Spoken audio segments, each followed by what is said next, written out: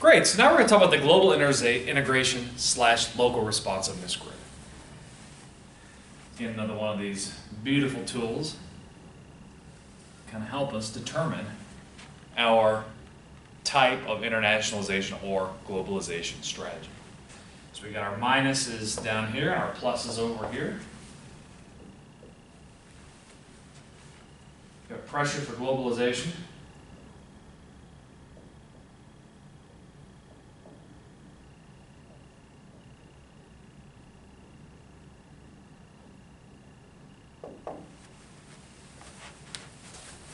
We got pressure for localization.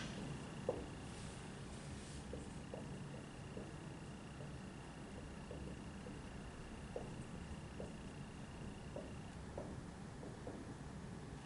can actually make this a 2x2 matrix if you want.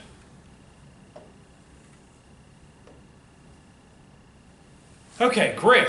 So here we've got global strategy. And I'll talk about what all these types are.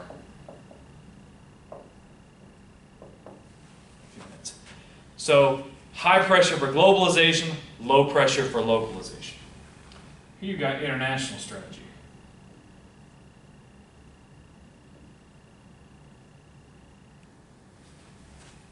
So, low pressure for globalization, low pressure for localization. You find this a lot with multinationals.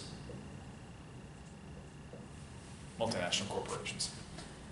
Then you have transnational strategy.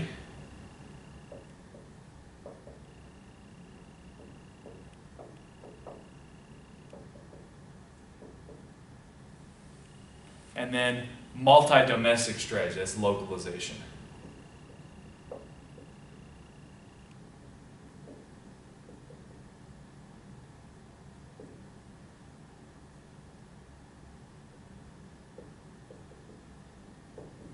Okay.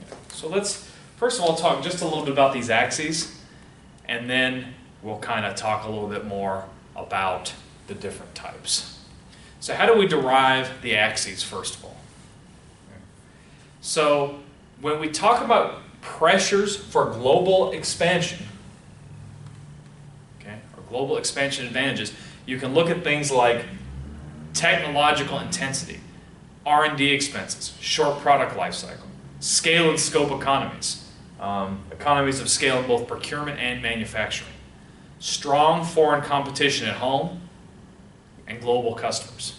So let me give a couple examples.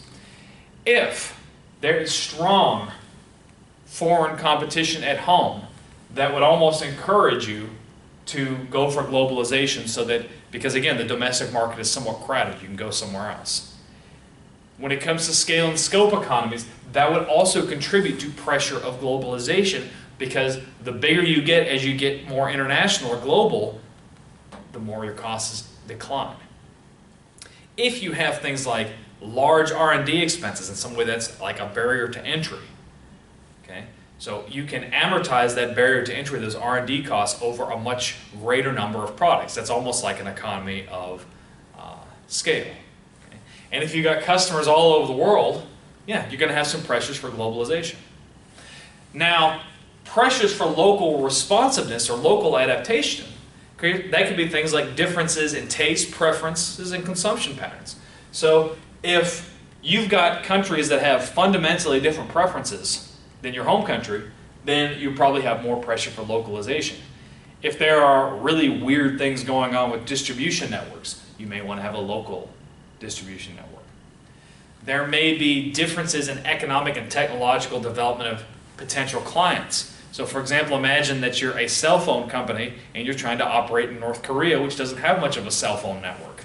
You probably need to adapt some sort of a special solution for them. Looking at host government demands. Okay. Certain countries may have special laws, regulations, tariff barriers, national preference rules, again, pressuring you for localization. There could be just some sort of a ridiculous transportation cost. Maybe you've got to go fly things into one country or another. I went to New Zealand recently. Everything has to get flown in and imported there. It's extremely expensive, so there's going to be pressure for local production there. let's talk just a little bit about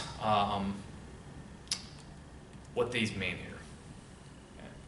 So let's start maybe with a global strategy. With a global strategy, the kinds of product offerings that they're going to have would be standardized all over the world. Think of kind of volume goods like batteries, toilet paper.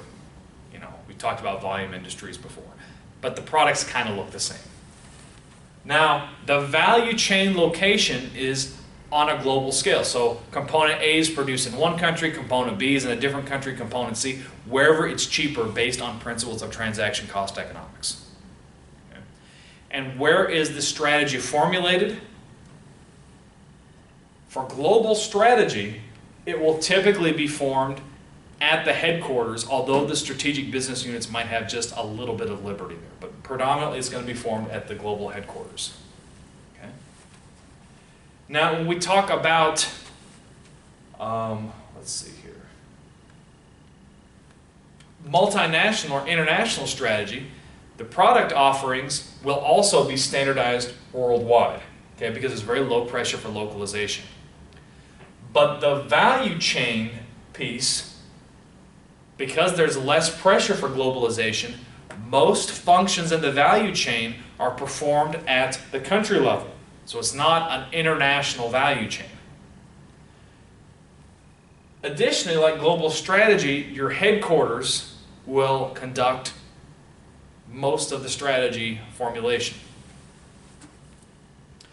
Now, when we start talking about a transnational strategy, their products, because of a high degree of pressure for localization, will be adapted to local or regional requirements. And their value chain will be performed also at regional or local levels.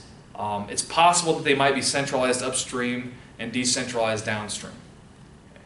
So certain things will be done at the corporate level, including a lot of the strategy formulation, but the subsidiaries will be doing most of the value chain, and they will have a significant say in how that strategy is implemented because they have a special knowledge of local requirements. And multi-domestic strategy, the products are extremely adapted to country requirements, okay, even more so than the regional one, but to country requirements. Most functions would be performed at the country level, and strategy, the subsidiaries or the strategic business units in those countries would be given almost a free hand in developing strategy. So a couple other things. When you talk about the scope or the type of competition that you're going to have with these strategies, your strategy here for global, it's going to be a lot of world players. When you start getting into this zone here,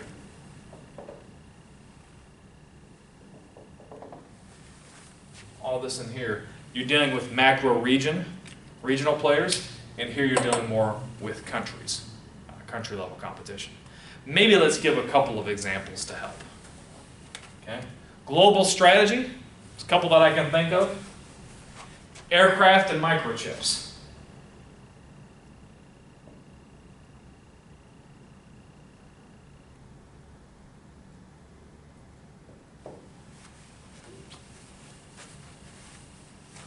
Okay. Localization, or excuse me, transnational strategy, think about pharmaceuticals, and of course automobiles. And that does kind of make sense because drug regulations vary from country to country, and you notice that cars kind of seem to be nested in. Whereas aircraft, there's just one or two major players, and in microchips, there's just one or two major players everywhere you go in the world. That seems to make sense to me. Of course, telecom seems to straddle this one. In some regards, a transnational strategy is appropriate because, yeah, they've got to be localized and there is a degree of pressure for globalization, but not as much as maybe pharma and automobiles. Of course, food is extremely localized and very little pressure for globalization. Of course, that's food as in grocery stores as opposed to hypermarkets. And then when you've got low pressure for globalization and also low pressure for localization, I think of things like volume industries like cement,